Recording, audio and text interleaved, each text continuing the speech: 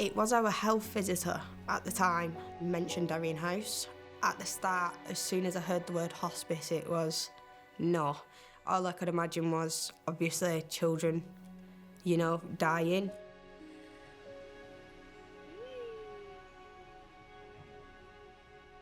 I came here as a student nurse and I absolutely dreaded it. How can I go there for 2 weeks and think all I'm going to see is death?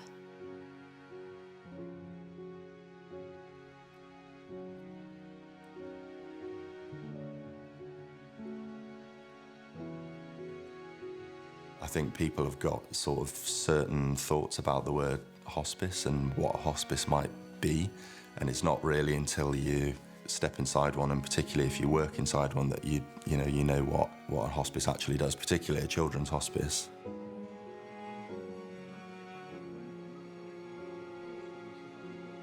I'm not going to deny that there is sadness and that there is death here, because there is.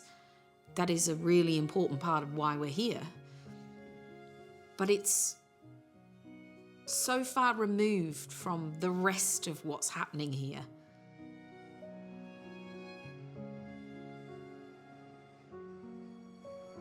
And I remember walking in for the first time and someone was dressed up in some absolutely weird and wonderful costume, and I thought, where have I come to? I can't believe that I've walked into a hospice. And I came away that day and I thought, wow, that's not a hospice in my eyes. That is somewhere where these children have absolutely made memories and the family are getting a well-deserved break. Where you can come and you can just be happy and enjoy making magical times with your family, with your children. At your very darkest, at your very lowest, at the very heaviest point of your journey, we can come alongside, we can make it that little bit brighter, but most of all, we can give you the precious time that you deserve as a family, that the child deserves, that the young person deserves. It's a lifeline for people in difficult positions, and it is a place for deserving, beautiful children to come to enjoy their lives to the maximum.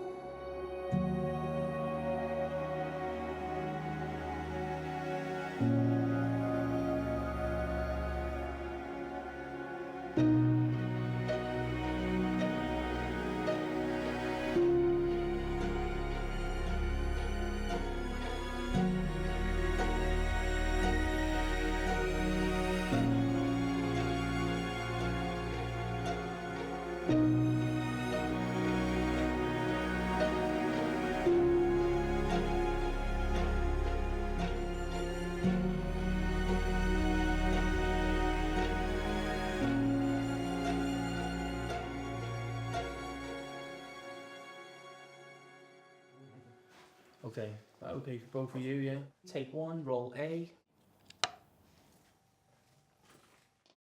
I never really talk about me.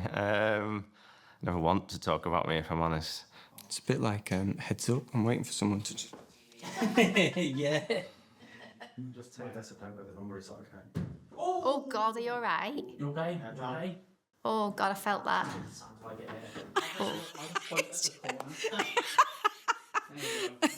This is a very serious documentary that also just laughed at so far. Yeah, Grew up Broadbottom, a little town called Broadbottom. I was one of 5, played football, be a firefighter, you know, all the typical stuff. I met Steph at Stephanie University a long time ago now. So, in fact, so much so that I can't quite remember just exactly when it was. It was around about 2005. 2004. 2004. I met Julian in 2017. We got married about 2 years ago. It was a very quick wedding.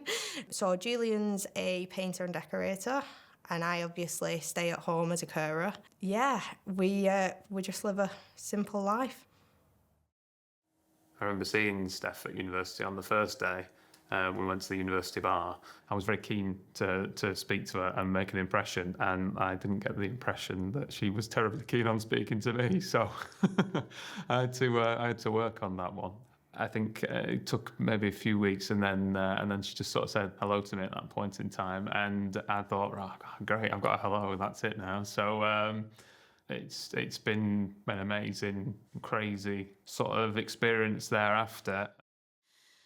Before Dexter was born, my husband and I had a bit of a rough journey up to that point.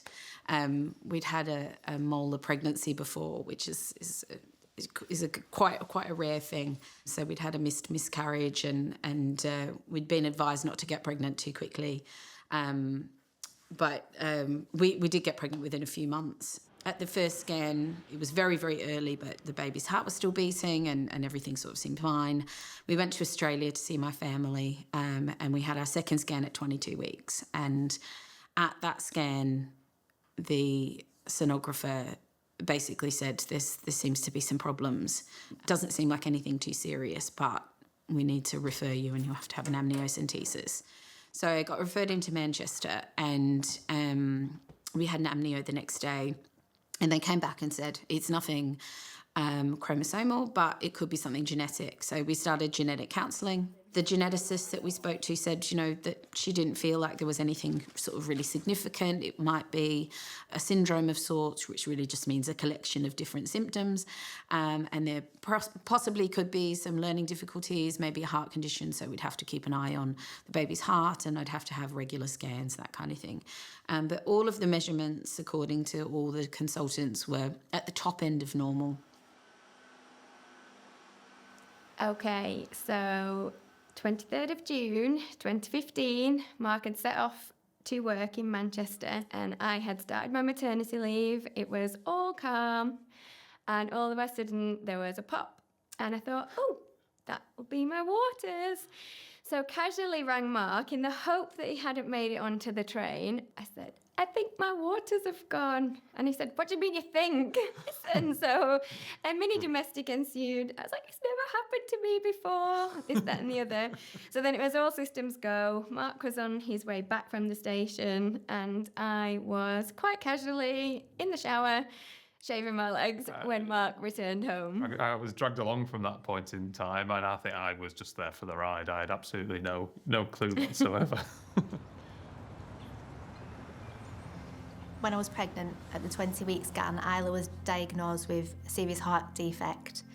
And at the time, wasn't sure of the severity, so I was ongoing scans to find out at Liverpool Women's. And unfortunately, it is a very serious heart condition, which can't be corrected. So Isla was born in the Women's Hospital in Liverpool in order to get her to Alderhay very quickly for surgery. We was told Isla had a serious condition. She's got a massive heart defect, so the middle of her heart isn't formed at all, and the left side is hyperplastic. So the only thing they can do is palliative surgeries for Isla, in which she had the first one at 1 week old, the second one at 4 months old, which she's struggled. She's been in intensive care for long stays, but she's got where she has today through the surgeries and through medication and the support from Alderhay. And today she's living quite a good life. So Georgia is now 2. She was born on the 26th of May 2022 at Burnley Hospital. Very shortly, within an hour after birth, she was taken to Manchester Hospital because they discovered she didn't have an anus. We spent sort of about 8 weeks in Manchester Hospital, where we discovered that she had something called a cloaca. Basically, a lot of the internal patchwork wasn't connected where it should be. And she doesn't have a sacrum, which is the bottom section of the spine, and she doesn't have a coccyx. and the bottom sort of straight edge of the spine, the lumbar section, L3, which is around halfway down the lumbar section, to L5 is underdeveloped, and the spinal cord only goes about halfway down the spine. My favourite memory of Georgia is just before Christmas this year. We were unsure whether she'd ever walk. And we don't know whether she'll walk for the rest of her life or whether it's just a stage thing. My wife Ashley sent me a video whilst I was at work, and she took her first steps. And that was, I'm not someone that is overly emotional, I'm not someone that cries a lot, but I genuinely shed a tear that day. That was I think the happiest I've ever felt. Kira was a firecracker. She when she was born, she was born with a full head of hair, auburn red hair, the colour everyone wants to kind of dye the head now. Had the feist of a ginger as well. She absolutely loved life. She was walking at like 6-8 months. She was absolutely flying, no developmental issues or anything. And the genetic side of things, and she's one of 2, and we'd had Misha tested for the disorder. And then when Kira came along, she was flying at everything. So there was no need to really test her when she was first born. But she was into absolutely everything, you know. I was handling contractions really well. Everything was going pretty smoothly, pretty calmly. And then until in true Ronnie style and Ronnie fashion, they couldn't quite keep a sort of a trace on his heart, and they had some sort of worries and concerns about that. So they kind of just sped up the labour a little bit. He was born with forceps, and it wasn't how you see it in the movies, was it? It wasn't maybe what we were expecting. There wasn't that big cry. No, you expect that. You expect that moment, don't you? That's sort of that. It's like, yeah, it's the film moment. It's the moment that everyone expects that and waits for when your child's born. That like within a few seconds, they cry, and there was no cry. I remember going home that night and leaving Steph and Ronnie at the hospital, and having this myriad of emotions of excitement at being a new father, the sort of hope part of this of like, well, what's it going to be like, and then the hopes that you have at that immediate point in time, and then this really disconcerting, sort of unnerving feeling, sort of like just sort of like here in the sort of the pit of your stomach, whereby it was sort of like it doesn't feel right for some reason.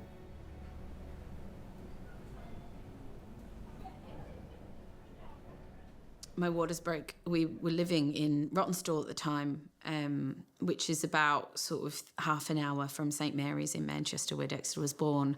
And my husband had said really specifically, don't go into labour at peak hour. So, of course, I went into labour at peak hour, and my waters broke early in the morning. And we came in and nothing kind of happened. And then eventually they realised the baby might be in a bit of distress. My whole pregnancy, I had thought that this baby had the worst digestion ever, because I thought that he was just having hiccups constantly. In retrospect now, I understand that what he was actually having was seizures. We sat up most of the night, don't think we really got any sleep, sort of giving him syringes of breast milk every couple of hours and watching him, and he was sort of sleeping. He hadn't had any seizures at this point, not that we could tell anyway. But by the next morning, my mother and father-in-law came to meet him, and at that point we sort of said, we think you need to take him up to special care now. They don't let you go in with them because they have to put all the tubes and everything in, and it's quite traumatic, really. I don't think people realise how much trauma there is around special care units. We went upstairs, and the geneticist that we had seen had come to see him, and she spent about 20 minutes with him. And they took us into a little room, and my mother and father-in-law were there, and my husband and I, and they said, we think he has a condition called Zellweger syndrome, and it's a genetic condition, so both of you will have carried it. Both of your parents will have carried it, and so on. And I said, what does that mean? And she said, he's going to die. He won't survive more than 6 months, but in my experience, it would only be a couple of months. And I looked around the room and apologised to everybody because I felt so incredibly responsible. I'd carried this child and given birth to him, and I wasn't going to be able to protect him. He was absolutely going to die no matter what I did. He was going to die, and it just felt like all the light went out in the world. It didn't. All the light went out when he died, but that day became very grey and very dark. Would you tell us a bit more about Kira's mum? Yeah, Vanessa, we got married, I think I was 22. Was I 22? I can't remember now. They'd done genetic tests, blood tests, and they'd come in, so they'd had us in, and they told us that she had a genetic disorder called spinal cerebellar ataxia, type 7. And so they'd kind of given 5 years to live and then 10 years to live, and then we'd gone back and they'd said, well, actually, we don't know, she might deteriorate very quickly, she might not deteriorate quickly, so it was kind of, we were kind of left to it, really. I suppose life was just going to go our way, but you know, it was one of them things that you can't foresee the future, so we just decided to just be a family and have kids. And I think I lived in denial about the whole, you've only got so long to live, or you've only, you know, and because I was as young as I was, I didn't really look into it. I know other people had, and I didn't really listen too much until Misha and Kira were both born, and Vanessa got, she started being sick and her stomach stopped working.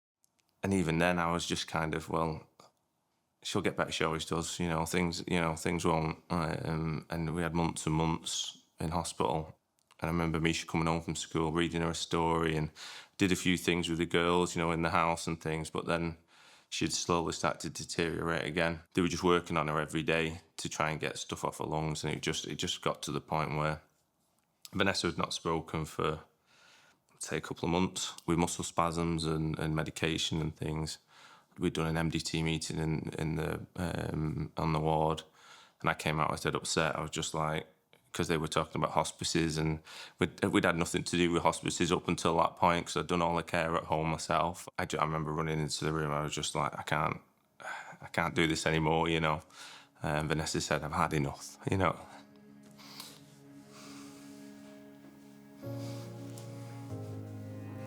Sorry.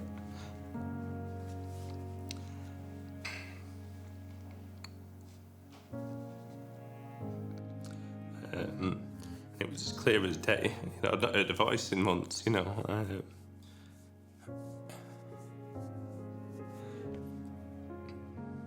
Sorry.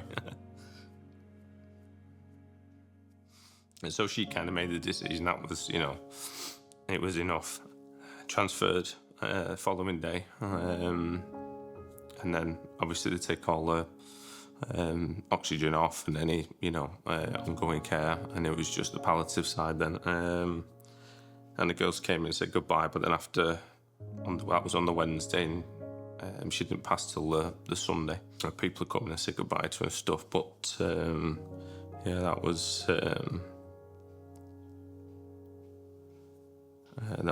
was hard. So when he came out, he had to be taken away immediately and resuscitated. He was blue when he came out. I didn't realise any of this sort of was happening at the time.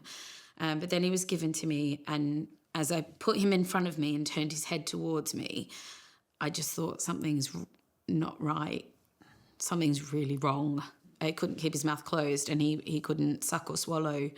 So he wasn't feeding or anything. And there was lots of movement, but nobody was really talking to us. They put us into a room, and then they took us into another room, and they gave my husband a cot for the night, and we knew perhaps something wasn't quite right. They came to say that they felt that there might be something wrong, but they can't diagnose on the ward.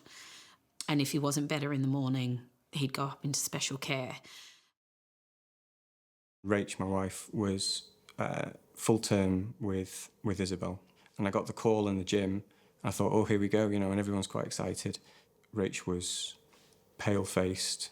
She was very, very very, very poorly. She was very ill. When we got to the hospital, she couldn't get out of the car. She was in that much pain, she just couldn't move. So I had to help her through the car park.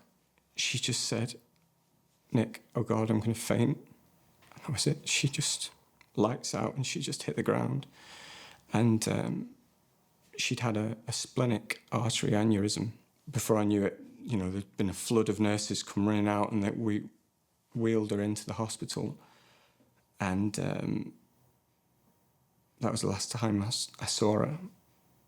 When Vanessa passed in 2014, I had the girls. If it wasn't for the girls then, you know, I don't think I'd be here now. I met Carla in 2015 in July, and we hit it off straight away. And she had 3 children. Obviously I had the 2, so it was a coming together, the blending of the families. I got the 2 boys I'd always wanted. The unit that we became in such a short amount of time was just unbelievable. So they put Isabel straight away into a specialist cooling chamber, which is used to stop the effects or lessen the effects of the brain damage that had resulted from the lack of oxygen that she'd had from the time in the womb. They then rushed her off to Manchester Royal Infirmary to the specialist NICU department, whilst they then tried to save Rach, but they weren't able to save Rach, and Rach passed away that night.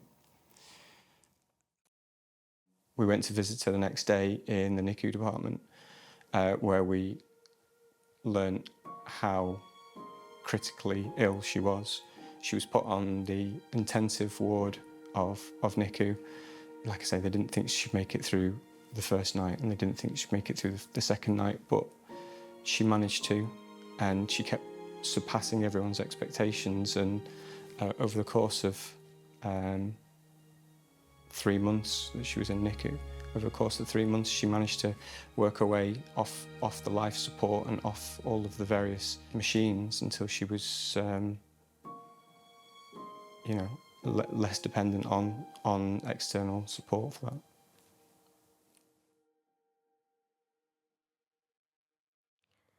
So Arthur became unwell in around December 2020 it would have been. He started to lose weight quite a lot, struggled to get any sort of milk down him. He wouldn't take a bottle, he was struggling with his eating. We had the health visitor out, you know, there didn't seem to be like an actual cause of why it was happening. So he got fitted with an NG tube. You know, we'd finally got stable with his medication, so he was sleeping fantastic at night. We thought we'd got through the worst part of it. You know, we was taking him out and doing things. So the week before Arthur passed away, we took them to Sea Life. They absolutely loved it. They're both smiling the whole way through. And then we went to a little bar on the beachfront, and there was a singer on, which Arthur loved because he loved listening to any type of music. And yeah, it was just the perfect sort of family day out. For me, your role as a parent is to prepare your kids for life. Your role as a parent is to make sure that they're prepared for all the challenges they're going to face. And just because she may have some bigger challenges than, say, my boys, for example, doesn't mean that should change. So I'm very much of the opinion that I don't treat her any differently. I'll let her, you know, climb the same way, she's going to fall the same way, she's going to have, you know, all the things that my boys have, and she's going to grow up knowing that she can take on these challenges, that it doesn't have to define her, it doesn't have to beat her. She can be aware of them, she can know that there are limitations, or there may end up being limitations, but that doesn't mean we have to put those limitations there. She'll establish her own limitations by what she's capable of. As she grows up, you know, my aim is, you know, she'll know about her condition, she'll know about what she can do, what she can't do, but I certainly won't be the one saying you can't do this because of this. She wants to try, she can try, and we'll support her all the way.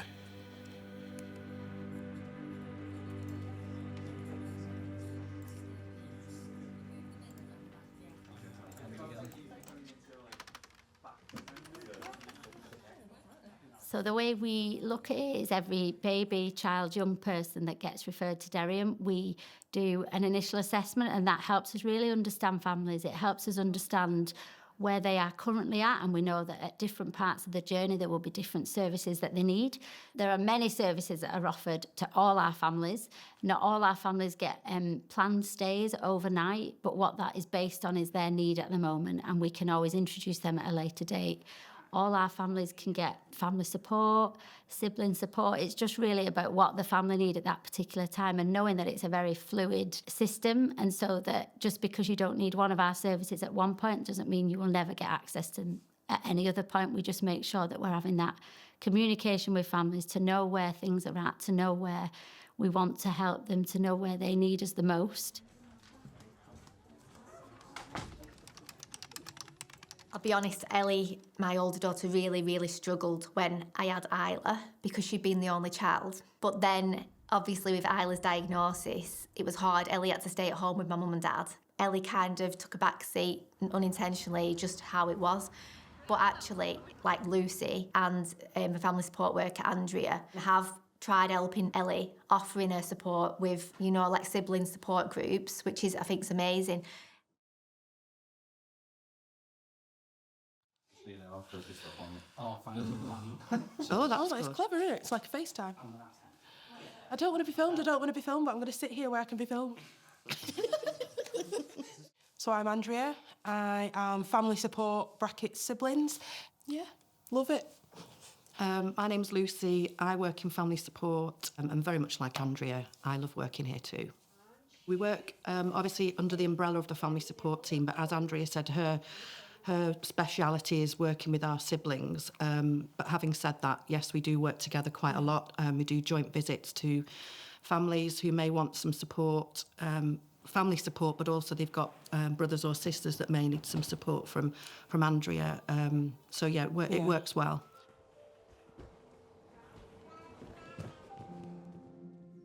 Yeah, they were the best 20 months of his life. We tried making every day as fun as possible for him.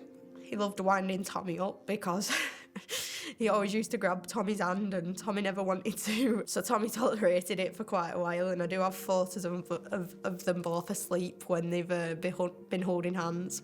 When I first started, we worked really closely together. You showed me the ropes. Showed her the ropes, and then she quickly took them off and flew with it. So, and it's been a success ever since. Yes. It was a struggle. It was a real struggle to be everything I needed to be.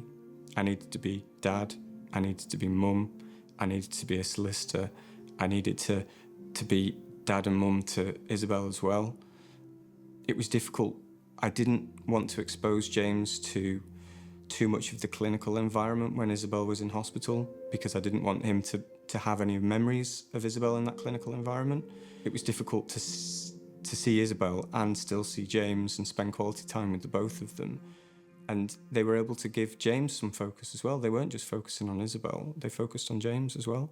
Because even with the best will in the world, siblings get forgotten. And it's no one's fault, and it's not intentional. You know, there's never any blame or anything in it. It's just the way it goes. If you have two children, one that needs your 24-hour attention for cares and medication and moving and handling, and one that can get themselves the juice and a snack and sit at the table and do the homework unassisted, there's only one of you. You're gonna have to go with the one that needs all the help. So it's inevitable that they have a little bit less attention and a little bit less sort of everything really. They miss out on a lot. So yeah, if they can come here once a month and just go wild, then I'm all for it.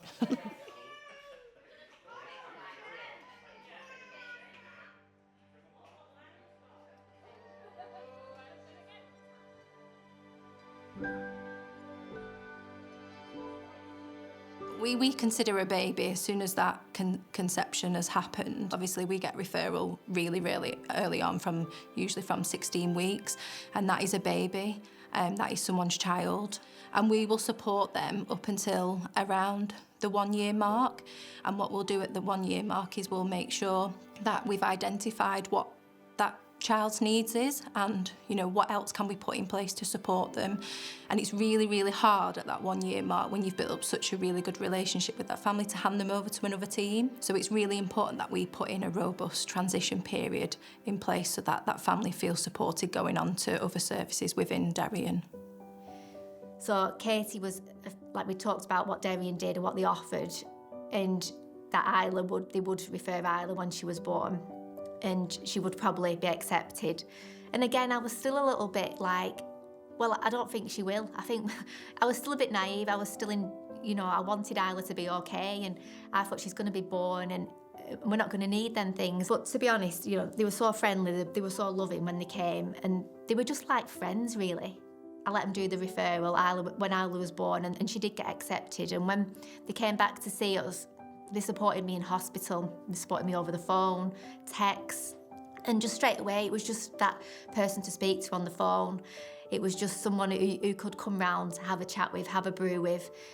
And not even just Ellie, like my mum and dad, Isla's grandparents have been a few times with us. They felt so welcome. You know, they just think it's amazing what they do here. And my total vision of hospices has changed so much. When Dexter was diagnosed, we had a multidisciplinary meeting, and at that point they introduced us to Derian House. There actually wasn't anyone from Derian there that day. They weren't able to get there. It was a much smaller team back then. They told us about this children's hospice. And I don't know about anybody else, but hospice to me just means death. That was all I was thinking. That was, and even though we knew he was going to die at that point, we were still very much in sort of denial and shock, really. And I just sort of thought of it as like a clinical, like a hospital. I think it was very hard as well because it was during COVID when we first got referred to Derian House. So that was a massive thing for us because obviously with the boys' immune systems and stuff like that, it was very, oh, do we want to do it? And for a good couple of months, I refused. I said, no, I don't need the respite. I'm fine. I can manage. You know, I can do it all. And then Arthur went through a really bad spell after the meningitis. He literally went about 2-3 months where he would do nothing but scream. He wouldn't sleep. You know, it was hard to get him to eat. It had affected his brain even more after the meningitis. So he obviously became more disabled because of that, which put a massive, massive strain on us, which is when I got to the point where I said, right, okay, you know, we'll accept the help and we'll do it. So I remember taking Ronnie to his paediatric consultant appointments, which were frequent. And from quite a tiny age, when Ronnie wasn't meeting his developmental milestones, his consultant said to us, you know, there is Derian sort of children's hospice, they can offer you some respite. And at a very tiny age, I just thought, nope, he's my baby, I don't need any help, I don't need any support. Especially to hear that the support was sort of being offered by a hospice felt kind of very final, and I was a bit like, but he's not that unwell. It's strange that really, because like we'd become so normal, our life had become so normalised that the challenges that we faced and that we were dealing with on a day-to-day basis became entirely normal to us. I was really, really pushed back against the idea of coming to Derian. I just didn't know if I was really ready to even consider that as an option. In truth, I don't think I'd ever really thought about the fact that children get sick or that they die. I don't think I'd ever really thought about that other than being a parent and having that fear as a parent. We went home and originally we had hospice at home, so Derian came out to us and talked to us and told us what it was like and reassured us that if we wanted to come and visit, we could do that. But if not, they could provide similar sort of care at home. But we did decide to come in. And that drive down the driveway is quite possibly the hardest drive you'll ever make. I think it just makes you absolutely confront and have to acknowledge that your child, in our case, was going to die. Yeah, so when I was actually in the women's and they found out this heart condition, the consultant referred me to Derian. because of the severity of the condition. They didn't know whether Isla would manage any surgeries or whether it would just be compassionate care when Isla was born. And we'd take her home or we'd bring her to Derian. So to be honest, when they first told me that, I was just a bit like, well, that's not going to happen. We won't need Derian, we won't need the hospice. Why are you even telling me this? So then Katie, the worker from Derian, the nurse, came to see me at home with Lucy, the family support worker. And from then, we had a nice chat. It was dead easy. We got on really well. And it just opened my eyes a little bit too. It wasn't just about Isla and dying. It was about support for myself, support for my family, just to be there for me so I could ring them, have a chat, and then we'll see where we went when Isla was born. They first started coming during lockdown, and I remember the first visit, and I remember walking through and thinking, well, this is not what I assume it was going to be. And they took them to the little rooms, which was really nice that they were sort of in separate rooms because, you know, they'd been together quite a lot. And it was really good for Tommy because at the time, because of how demanding Arthur had got,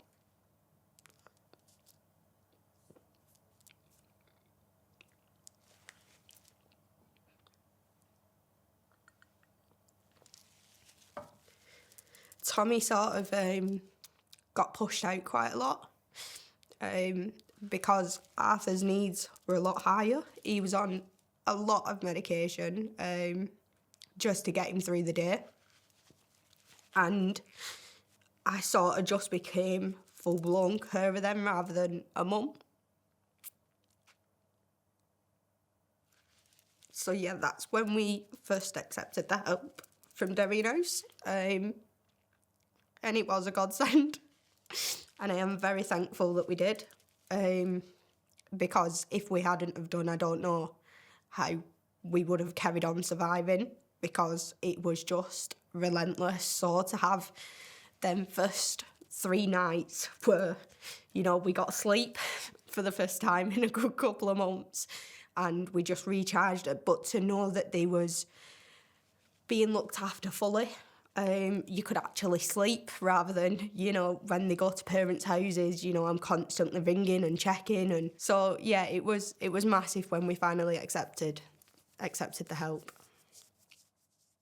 We weren't the best at accessing support because we thought, we've got this, we can do this. And in hindsight, that probably wasn't the wisest thing to do. You know, it's one regret of ours, well, mine certainly, that we didn't access support at an earlier stage in Ronnie's life. But it was that initial way of it being put to us by his paediatrician, wasn't it? Which was, you know, this is hospice. This is hospice care. I was born in Hereford, rural area in West Midlands. I was about 13, 14. I had absolutely no interest or idea that I had ever wanted to be a nurse. My mum went into early labour with what we found out to be was my brother and sister, who were twins. Mum went into labour at about 24 weeks. Brother and sister, Ollie and Maisie, were really, really poorly. Intensive care level support for a long time. And it was my mum really that first suggested, you know, she's obviously seen the work that the nurses do and thought that I'd be good at it. And the first time she mentioned it, I was like, no, that's not for me. Like, that's not something that's ever come into my head. But the more I thought about it and the more I was introduced and going into the hospital for visits and stuff and talking to the nurses, I actually thought, you know, this would be an amazing career. I liked the idea of doing something completely different. So hospital is very much focused on meeting targets, meeting deadlines. There's a lot less of that here. And you've got a much more relaxed, almost like more of a home type environment than in a hospital, and something that I feel that I'm much more suited to.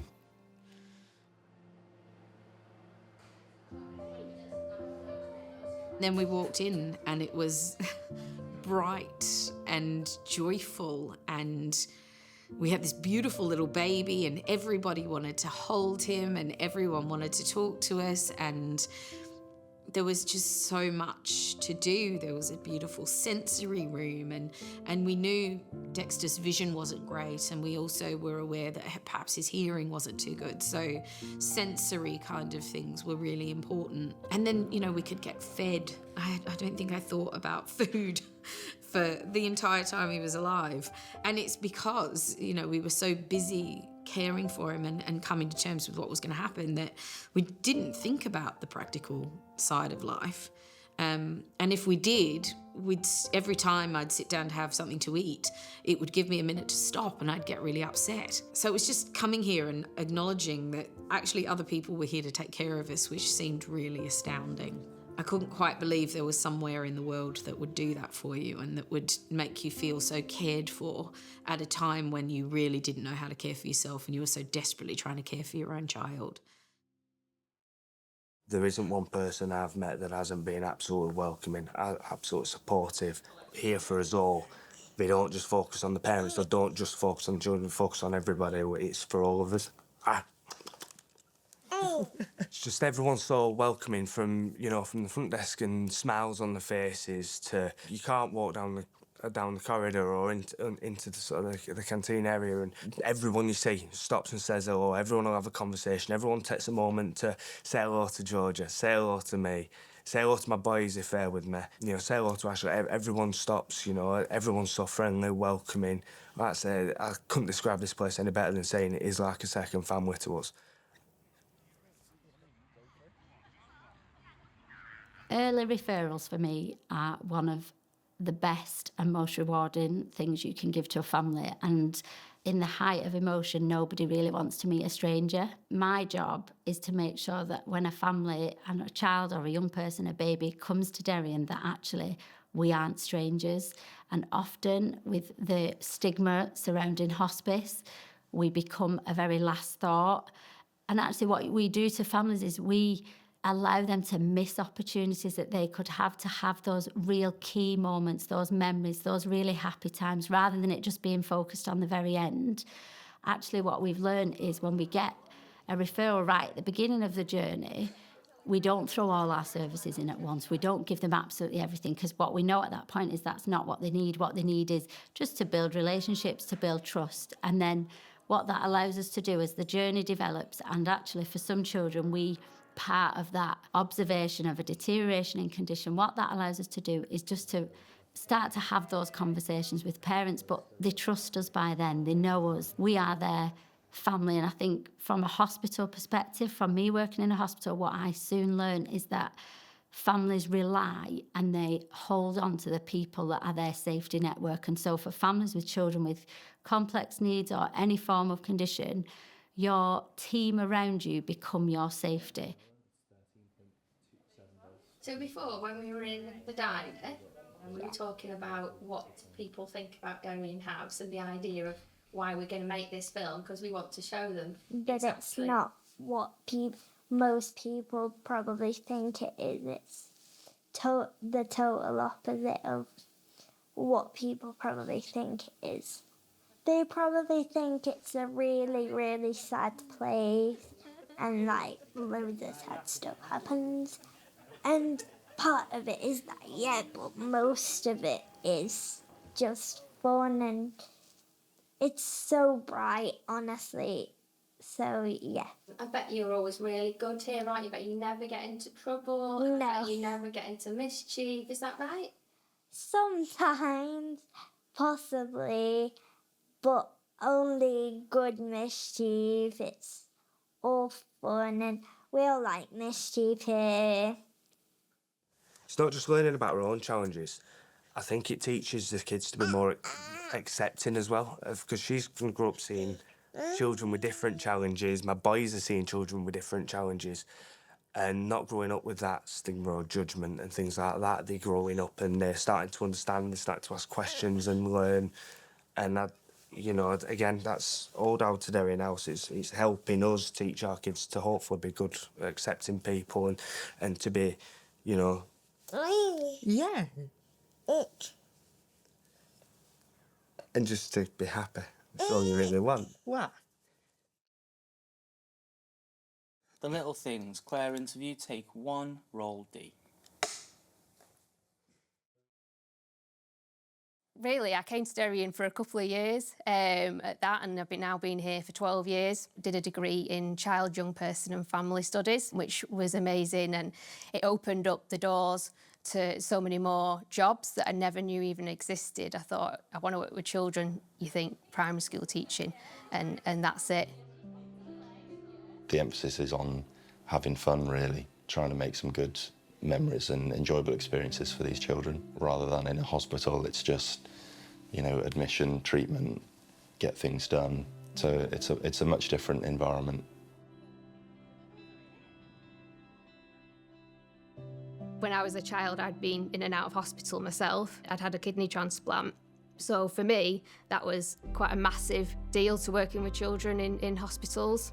And I felt like I kind of had a bit of that insight into what families might be going through, what the children might be thinking. Did my qualification, came out, and then saw a job here at Derian House, and I thought, oh, that'll get me a bit of experience on the care team, doing the care side of things. So I applied for that, got the job, and thought I'll just get a bit of experience, be here for a couple of years. Then, luckily, I got a job on the play team. Tina and Sheena on the play team then. And luckily Tina got pregnant, and luckily for me, I got her maternity post. The most important thing in that child's life is having a good time, is playing, smiling, laughing, having fun, maybe taking the mickey out of the brothers and the sisters. And when the first thing they're going to think of in the morning is, oh, what am I going to do today? That is the most important thing to that child. So play is so, so important. It might be working on something with the physios that they've got trying to get their arm up. And so we can do that through painting and painting a picture. They might just need a bit of support for their elbow. Play is a tool. Play is everything, really.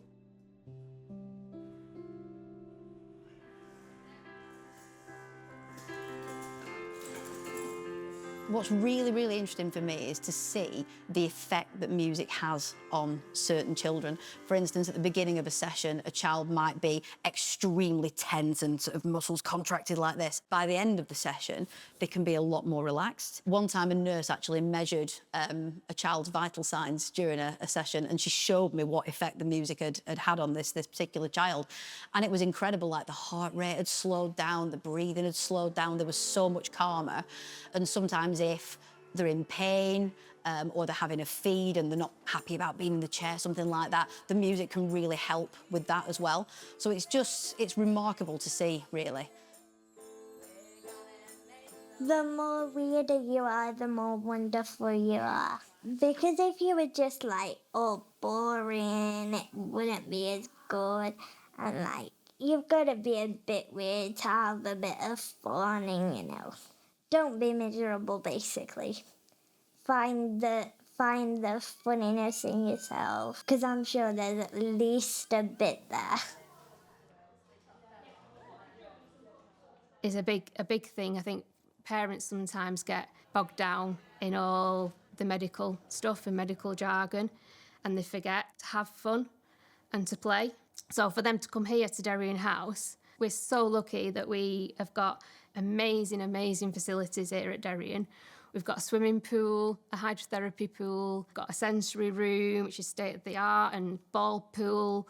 I've got lost in that a few times. I've definitely lost my swipe card in there a few times, I'll tell you that. We've got the lounges, we've got the gardens, we've got wheelchair swings and roundabouts, and space. We've got space, which is such an amazing thing that you need. Everything can be adapted for wheelchairs and for any child to use. We've got the hoist, so that gets the children, can get the children that aren't able to mobilise in and out the swimming pool.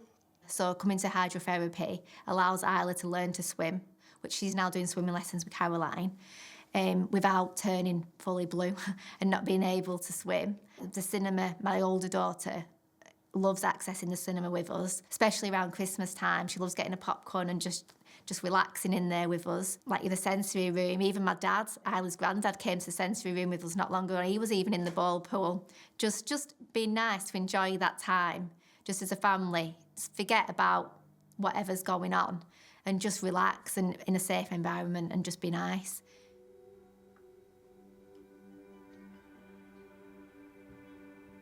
Complementary therapies are supportive treatments that work alongside conventional medicine as well. They're supportive in that they help people relax. I think everybody needs that time to be supported in that way. It's a privilege to be able to do treatments for people in that way.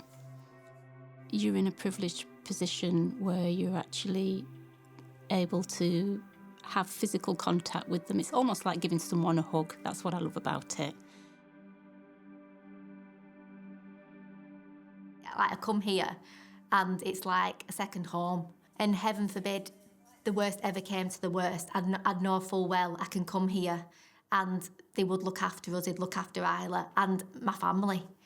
To your average child, they will have been to a lot of trampoline parks, but if you're the brother or sister of a child with a life-limiting illness or has a lot of equipment or a big wheelchair, you're not going to go to these places. So a trampoline park is like wow, isn't it? Yeah. Like going swimming is wow, because they won't be going to a normal swimming pool. They'll be coming here. Coming here. So the little things that we think are everyday, take for granted. I mean, I'll never forget when I did siblings, we took to Formby Beach, and we planned meticulously games we were going to do. We'd got, oh my God, we've written notes what we were going to do. And when we got to the beach, about 12 children just ran down the sand dunes and straight into the sea. And I thought, oh my God, I've not done a risk assessment for that.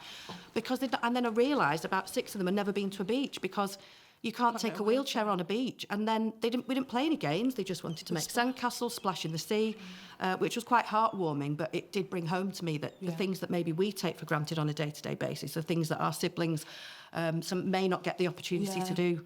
So through, like, now Andrea, they get these opportunities and it's really lovely.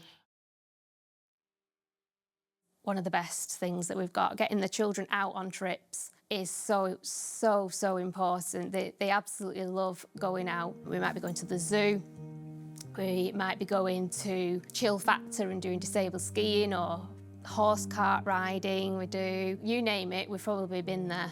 The Sea Life Centre is one of our favourites, especially in winter when you can't get to the parks. Sea Life Centre, I think they know me by name now there. I remember we had a child in that was in for end of life, unfortunately, but they were only young and they hadn't been to the beach, and the parents' wishes was just to take them to the beach.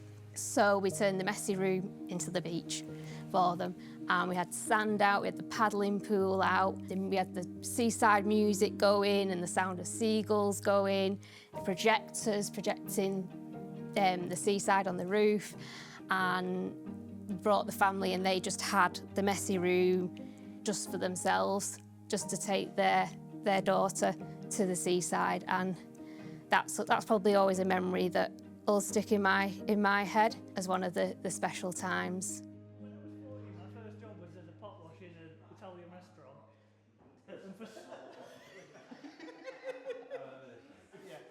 I mean, the other thing that I was meant to say was about bereaved dads as well. We've just started a bereaved dads group, and that's been amazing, that group, because obviously dads are a bit like the forgotten as well, aren't they, in many respects, and dads don't tend to open up as much as mums. And it's a bit like the siblings, they understand, they know how each other's feeling. Yeah. So even though there's banter and there's laughs and we get kebabs and pizzas, if one dad wants to say something, they all get it, whereas other people won't get it. We can empathise, and we certainly do, and we love our family so much, don't we? Yeah. But when they actually meet and bond with other people who've gone through the same thing, what you see is amazing.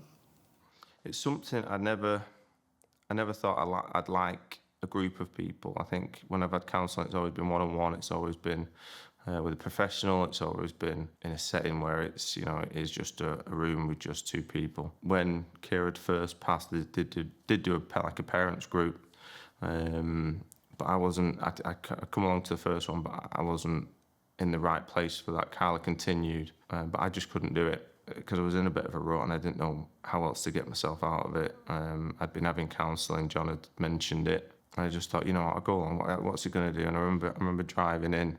And I came into the car park, and then I went out of the car park, and I drove around Chorley for a bit, and then I came back into the car park. I did it about 3 times. I think it was about half an hour late, and I remember walking, and I was just like, right, I just saw Lucy, saw John, for people I knew, because I didn't know any of the other dads. Walked in, And it was, oh, why are you so late? I was like, oh, coming from, traffic was awful, coming from Ashton Way, you know, up there. And I was just like, oh, I didn't tell them I was here half an hour early and I was just been circling. The group of dads is just a group of guys just getting together, knowing we're not going to talk very in-depthly about things. It can go from politics to what you're eating for your tea to, and this was before we had takeaway in the groups, but then it'd kind of splinter off, and we'd be talking about our losses, but then it'd go so quickly to that, but then it'd go so quickly to someone who'd make a joke. It wasn't all doom and gloom, it wasn't all about, it was basically how we talk and knowing that all of us was lost and all of us were in the same group is just invaluable. You can't get that anywhere else, you know, it's just not available, you know, and you don't want it to be, because you don't want people to lose the children. You just open up, because to other people you just won't do that, and you feel you can't do that, either through fear of them not understanding or them judging you or them just not having the experiences that you have. It's also given me a big waistline as well, because I'm eating takeaway. But I try not to. Try and eat the healthy option. But yeah, it's invaluable what they give us. So. Do you want to get this in? Do you want to get in one of his creations? Yeah.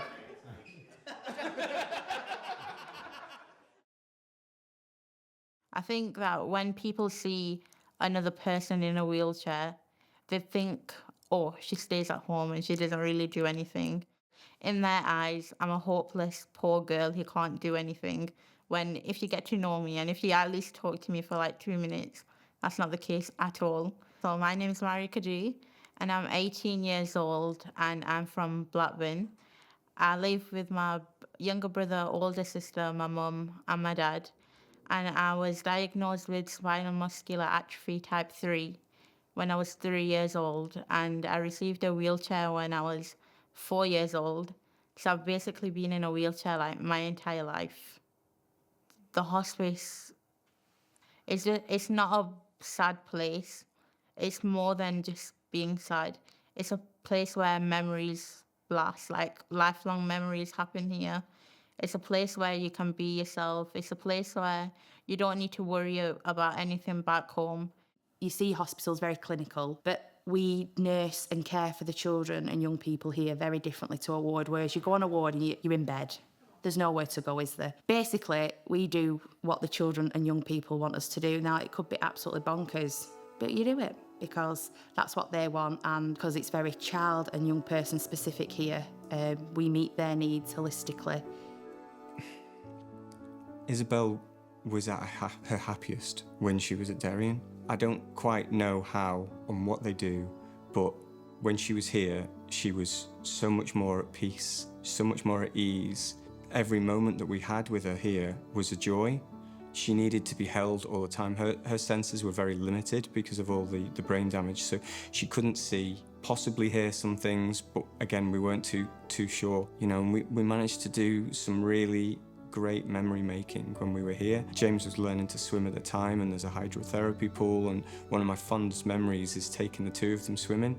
Isabel, like every other child that we look after here, was a very special little girl. So resilient in the way she chose to go. Like, you know, she was here for, I think, 11 months. My first memory of Isabel was in her care plan. It said she doesn't have great vision and she doesn't have great hearing. Isabel could see and hear. She knew voices. She got used to all of our voices. And I remember walking in saying, "What is going on, Isabel Malloy?" She looked up. Nanny Jill was there and she was like, "Did you just see that?" I was like, "Yeah." Here she could experience so many different days. She loved the sensory room. She loved the pool with Dad and her brother. She loved going in the garden because it was like the peak of summer as well, and we had a beautiful summer, didn't we? Yes. Push? Yes. The thing that you do accept, Ronnie was just Ronnie.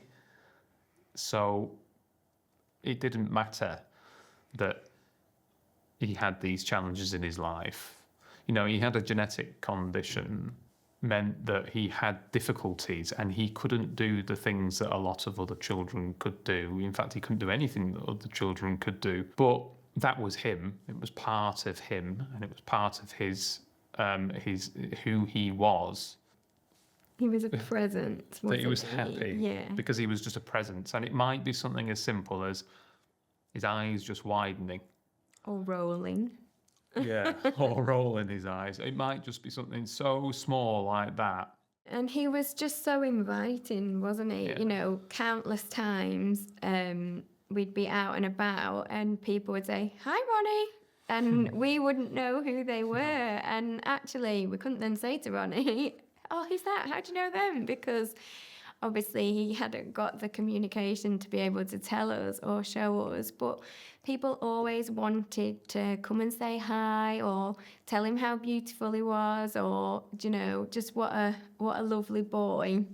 It was just his presence. Yeah. And being with him, sort of that first cuddle when you're back together after work and school and stuff, it was just, I can still feel it now. I cross my legs this way and he sits this way and he just fit. So he had a curve of the spine, which is obviously, you know, a Ronnieism and unique to him. But the way that him and I could sit together was just so special. And I always just say we're just such a perfect fit. And it's really hard not to have that anymore.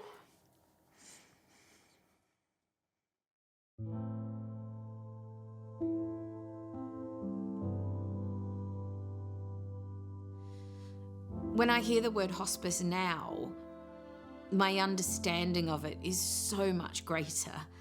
It gives me such a great sense of relief that it's there, that hospices are out there for families. Obviously, adult hospices are an incredibly important part of that side of things. But children's hospices, as much as I love the concept, it still frustrates me so greatly that we still don't want to talk about them. You just have it in your mind, certain things. It just doesn't feel like a children's hospice in the sense that you would think of it as a children's hospice. It just makes you feel at home. You know, it gives the care to, you know, the late stages of life. You wouldn't think it sometimes when you walk the halls and when you see some of the kids having fun and, you know, the ones that are there for respite and things, and it's just, I just wish we'd been involved with Derian House a lot more over the years, but now, well, I'd just be thankful that we are now.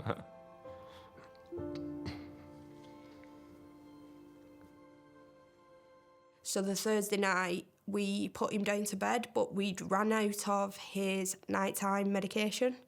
So I was up on the hour, every hour, on the Thursday coming to Friday morning. And I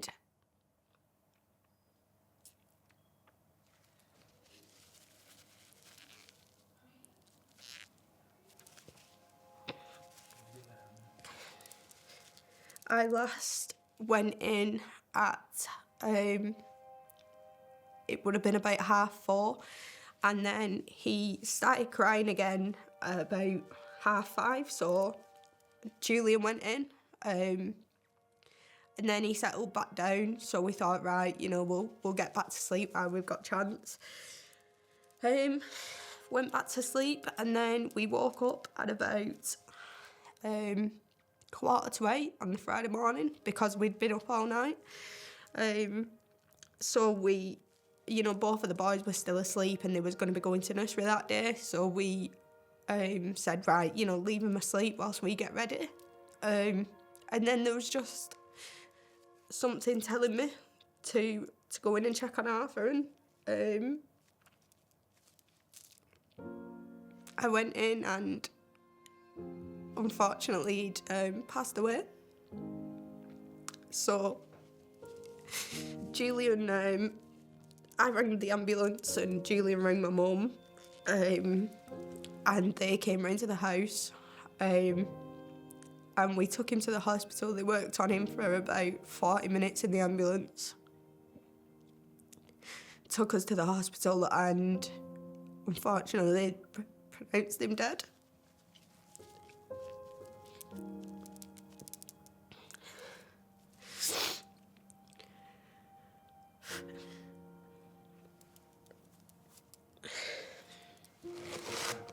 Couldn't go through that many tissues.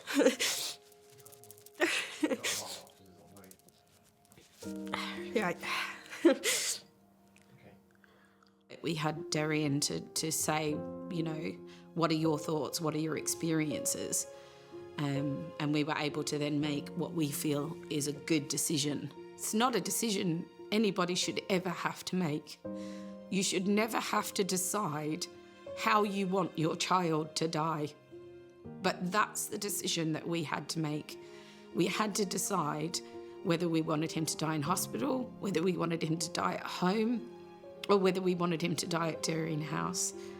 I didn't want him to die at home. I didn't think I would ever be able to be in that house again if he died there. But with him dying at Derian House, I knew I would always have somewhere that I could come to, that I could feel close to him, that would be somewhere that was special for everybody that knew him, and somewhere that we could celebrate him for all the years to come. But being a part of that is invaluable when you know that you're going to have to go back out into the real world that has this expectation that after a little while, you're okay. You know, you've moved on. Derian helps you understand that that's okay. You know, you don't have to move on. You don't have to get over it, because that's not what's going to happen. I think people, if they haven't been in this, tend to feel like grief is linear, but it's not. It's all over the place. And Derian are really good at helping you understand that. That, you know, you can be in denial and then you can be in shock, but then you can go back into denial, but then you can be angry and then you can be depressed and then you can be, you know, you don't have to. There's always the saying here that the traditional, what we understand of what grief being, those sort of 5 or 6 steps, that when it comes to losing a child, those 5 or 6 steps are like this. It's just not the same. Grief isn't comparable. We shouldn't ever be comparing our grief to somebody else's. It doesn't matter what someone's been through. We have to be empathic. We have to be sympathetic to their grief and recognise that it's theirs alone. I will say that the only regret that I have is that society has this magic age that children seem to matter when they die. And people are really cavalier about when your baby dies. He was just a baby. Like, his life didn't matter as much because he was just a baby. There are times I think if he had have lived a little longer, maybe society would think that my grief was valid.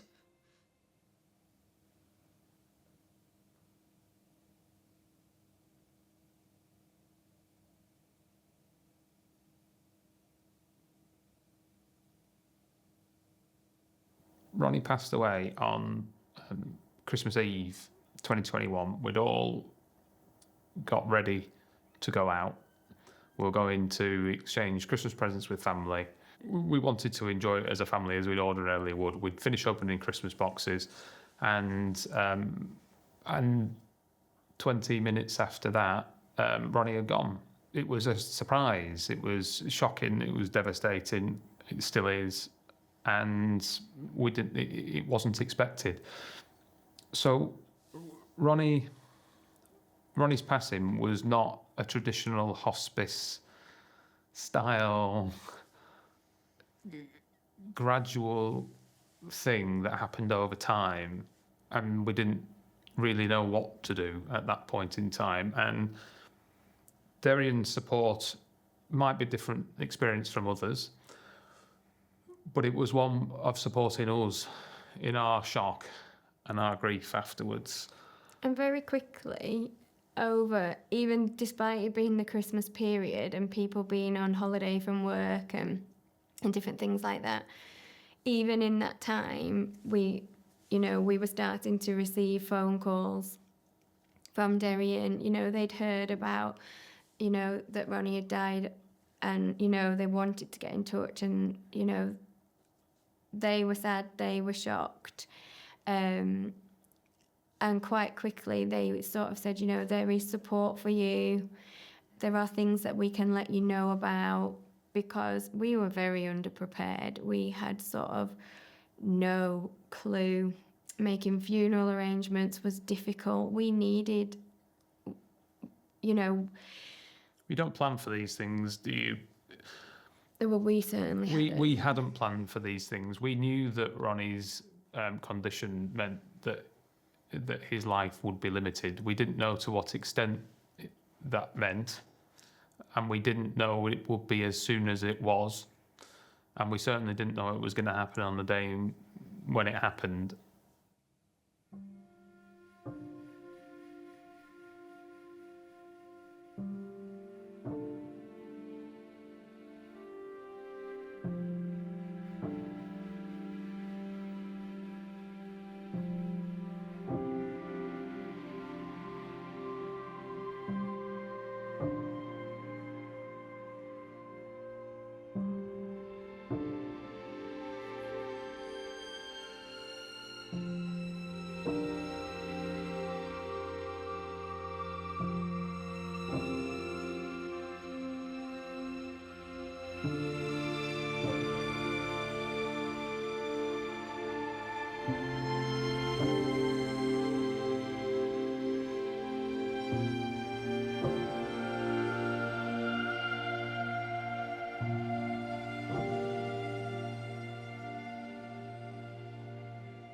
I think for us, because he was so young, the most important part was that kind of planning for his death and understanding that we would have somewhere where it would happen quietly and privately.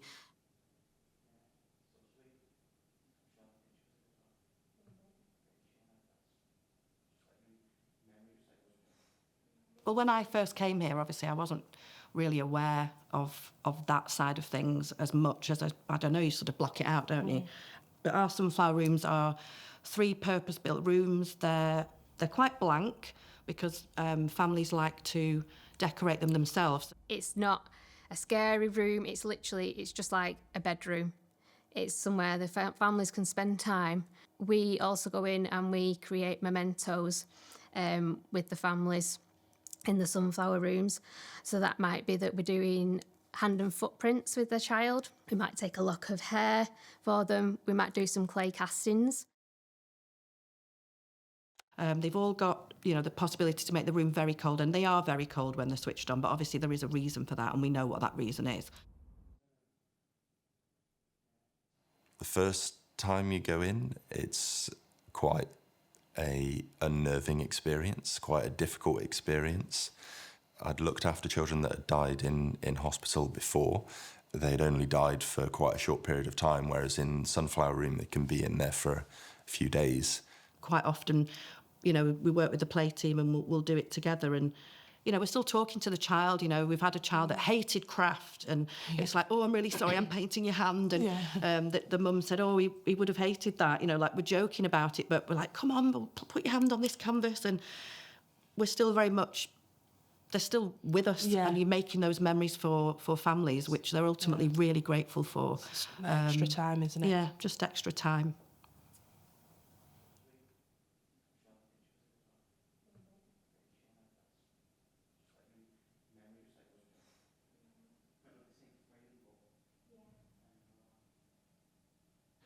When Kira was first transferred over here, we'd kind of been given a bit of a tour while they were settling her in. I think at the time, I think even then I'm kind of like, oh, well, I don't really should be in here. I don't really should, you know, even though you know it's going the way it is, you know.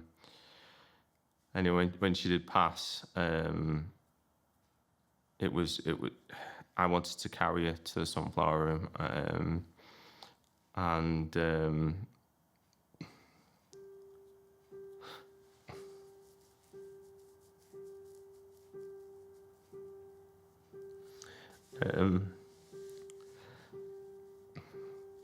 never forget holding her and taking her in, and the fact that it was set up for her, you know. had a princesses already in there. They'd already, set the room up. So it was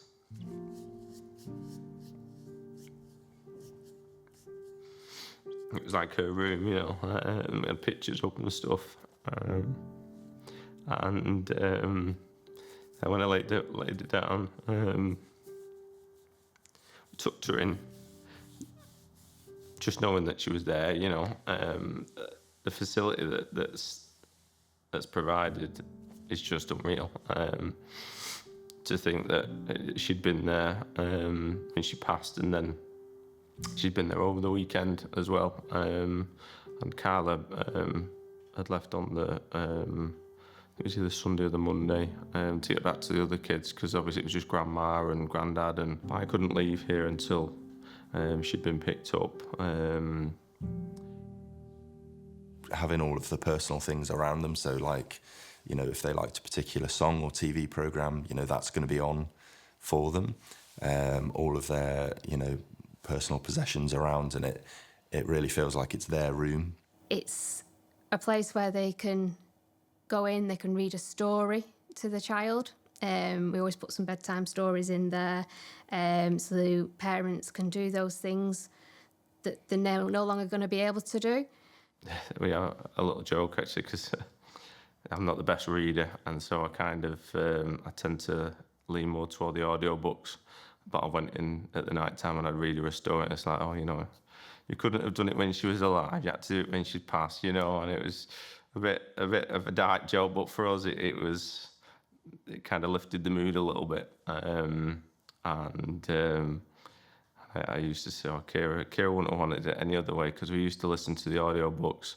We used to kind of make fun of voices and stuff like that. It was only my voice reading to her, but the fact that I could sit in there with her and do that was just amazing. And just being able to just go in whenever I wanted to see her after she'd passed it was unreal. If the child dies and subsequently rests with us in one of our sunflower rooms, it's the care of the family whilst they're here, and that's the whole family, the visitors that come. Also looking after the child in the sunflower room. If the child needs changing or checking, I can do that, put them in the favourite pyjamas or whatever they need, help them liaise with funeral directors, meet here with the funeral directors. There's never any rush to do it. Sometimes we've been in there for hours, and sometimes we've been laughing and we've been joking. If anybody walked past, they think, what are they doing in there? But that's the time that you can do that, and those stories come out about maybe when their child was really naughty and did something. Sometimes we've had siblings in there with us as well, and they can get on the bed and they can give their sibling a hug while they're doing it, and they can paint their hands and their feet too.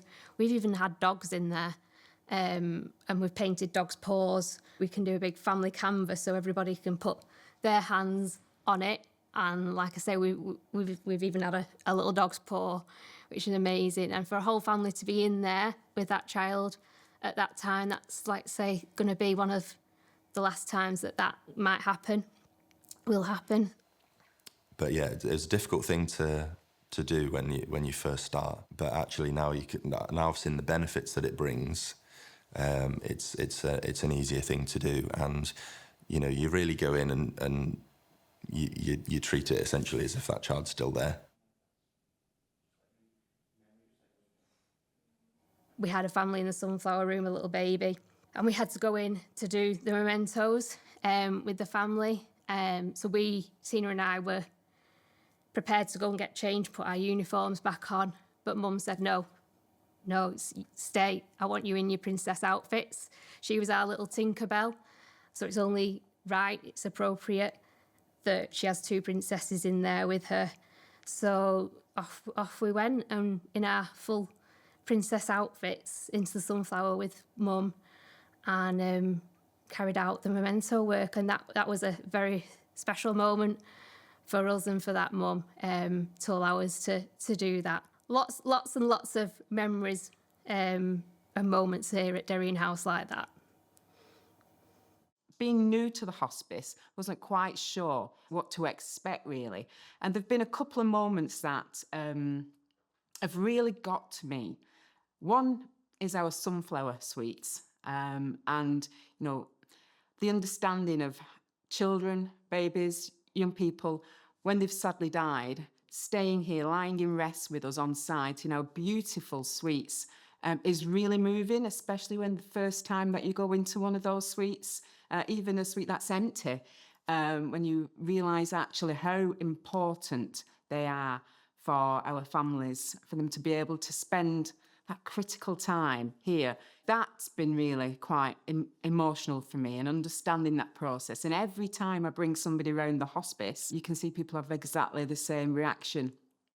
If they want to stay at home, then we can also support that as well. So we would then, but that gives the family the time to have that extra special time at home without them having to move anywhere else.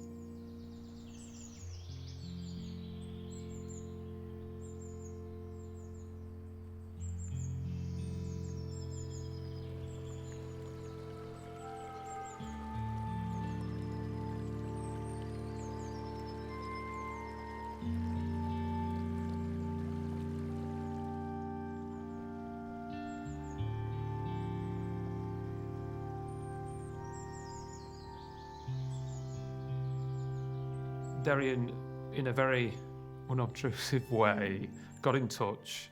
They understood when to speak to us. More importantly, they understood when not to speak to us, and they understood what help we needed at that point in time. Because we were so underprepared, that was invaluable. Yeah. And the things that they, were able to speak to us about, they really got the measure of us and how we felt about Ronnie, and how sort of these last things that you can put in place to mark Ronnie's memory. And they made lots of suggestions of different things that you might want to do, you might want to consider. They just had a lot of knowledge to share.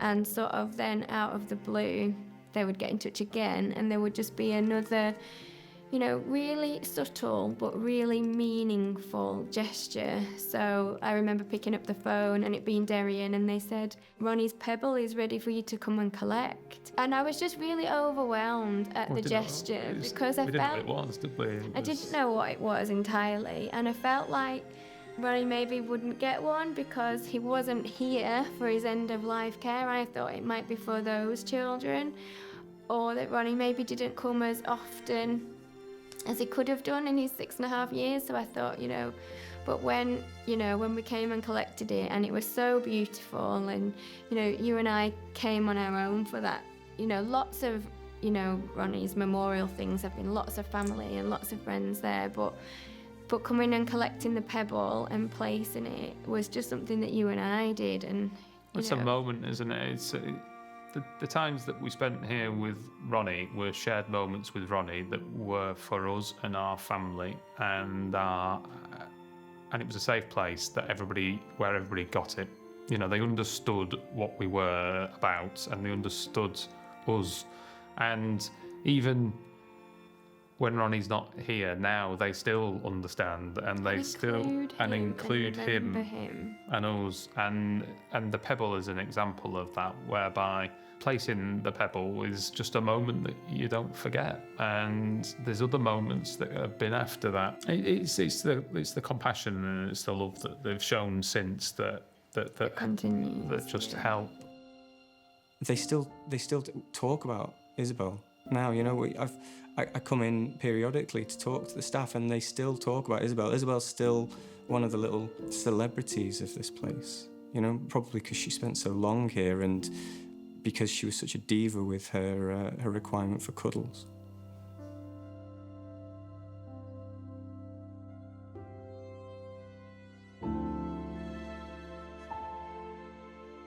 So I'm torn really between what hospice means for me now. I'm torn between hope and positivity and that life-affirming, joyful place, and a massive sense of frustration that we don't want to talk about what it is hospices do, because it means we have to confront our own fears about our own children as parents. But I really feel like we need to be able to put that to one side and focus in on the families who have to use a hospice. Because even here at Derian, and we're a big hospice now, we can only help so many families because we only have so much capacity to do that. There are so many other hospices out there in the UK, but not nearly enough.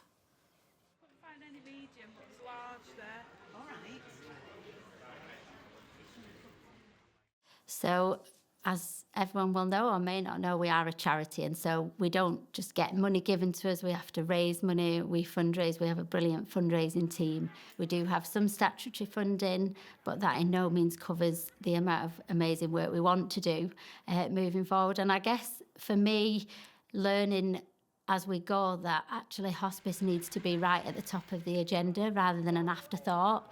And actually when people can see the amount of quality care you can give to families using a hospice, then hopefully the money will then follow, that we will be at the top of everybody's agenda so that actually we are worth investing in. Thank you very much. You're welcome. Cookie.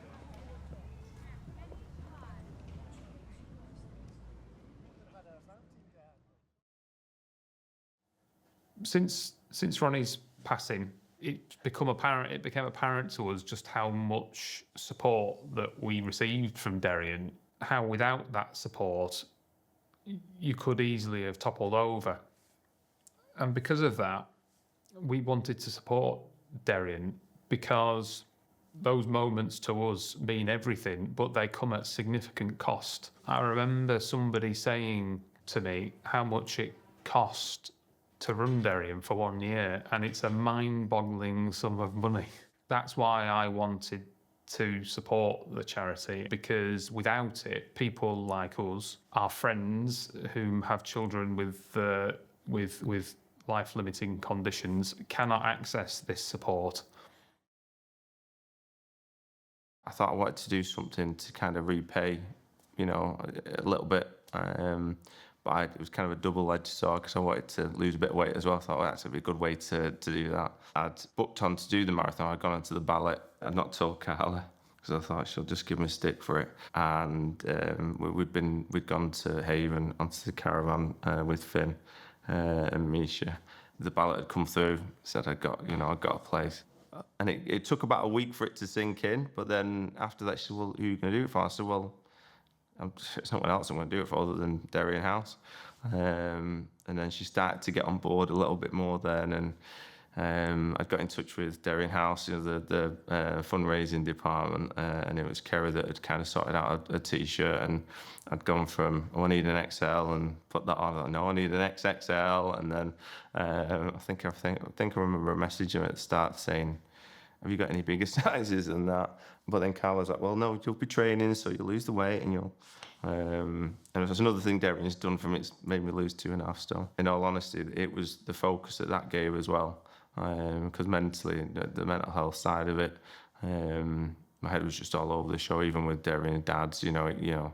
For me, it was just the extra focus. Contributions started flooding in. It was just like gave me that boost to, you know, do it more. And then it was one thing that I said to Kerry. She sent me this big thank you message for doing it. I could run a marathon every day, and it's still never repay what Derian has done for us. But that's, you know, and that's the truth, because it's. You know, some people are, marathons, this marathon, but, you know, I'd run 2 a day, you know, at the end of the day, you know, but it would still never repay the support that we've got when Kira was here, but then the support afterwards has just been immense.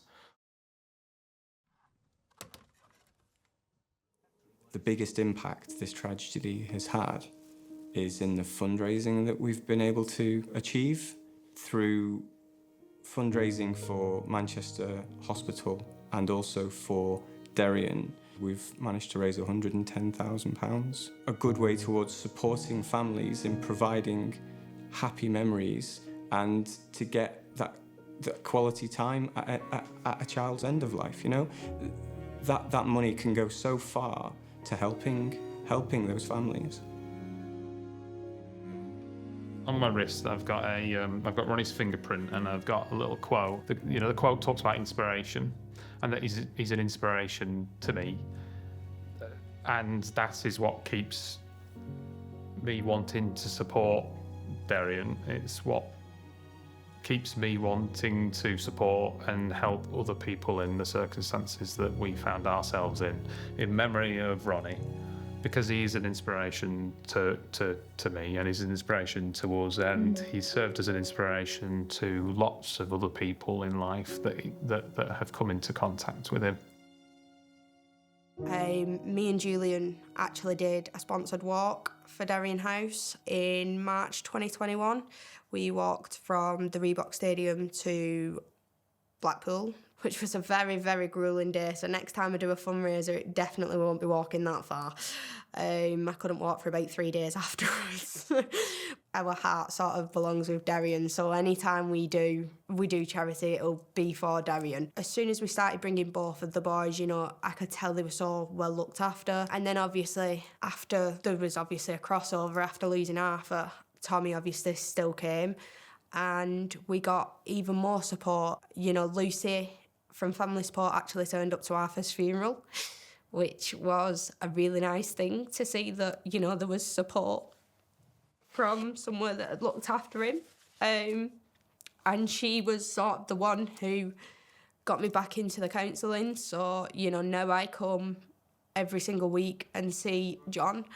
And it's not just even counselling about just Arthur, it's about anything, even if I just need a quick chat, then it's like last week, my granddad passed away last week, and John was straight on the phone and he was checking in, and yeah, so he's been very helpful and supportful in all ways. But even like the play at home and stuff like that when they come out to the house, I don't think there's actually a lot of words to fully describe Derian House and what they do.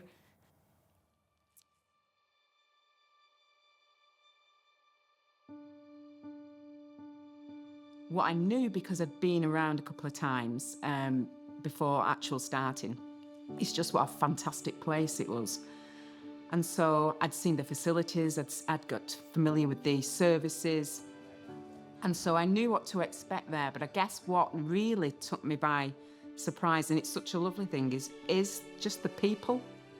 With that, I mean the staff and the volunteers, but I also mean the families, the children, the young people, etc., the supporters and funders. I mean, there's so many people across the community who raise money for Derian House day in, day out, and it's a privilege for me to actually be, leading a charity that has such meaning to such a large number of people all across Greater Manchester and Lancashire. I guess that's been the thing that surprised me the most, is that sense of pride and joy, really, of I'm privileged to be leading such an amazing place. Almost look at these children and young people and their families as almost like role models, really, sometimes, just in, how much stress they can take and endure, and just keep moving forward and just keep trying to get the best out of life. And it really makes you think about how lucky you are in your own life and how much you've got to be grateful for. The heart of what happens here is about caring, is about enabling people to be parents rather than being carers, enabling them to be whoever they want to be with their child and help their child and their families create experiences, create memories, have wonderful times that they might not necessarily have in a medical or clinical setting. We also, in a children's hospice, look after people afterwards, which is crucial. When you come here as a family and you're using the service, that is a really core part of what a hospice does. But it's also, when you use a hospice, you become a family of that hospice. I'm a Derian family. That's incredibly important to me. I know, in essence, I will never be alone again because I've been part of a hospice.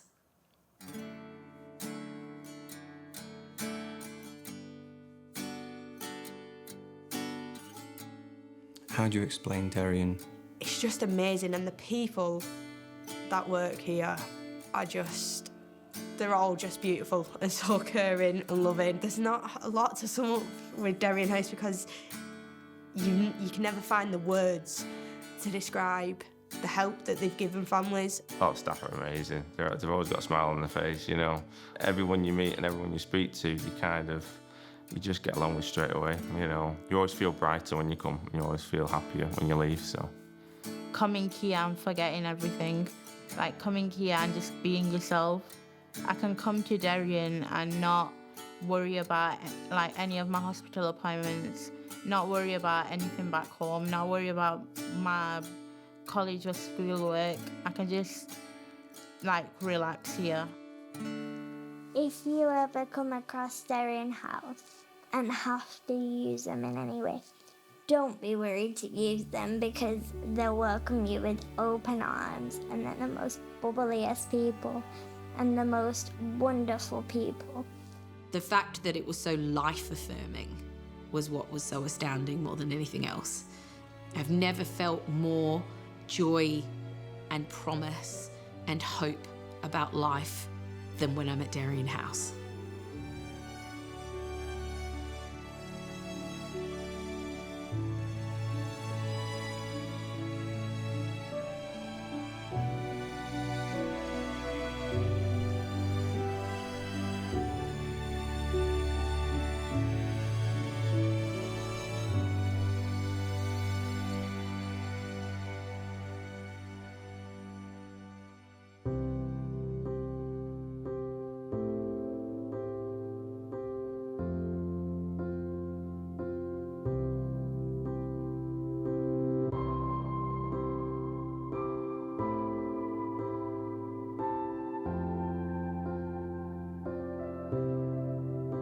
I can feel your hand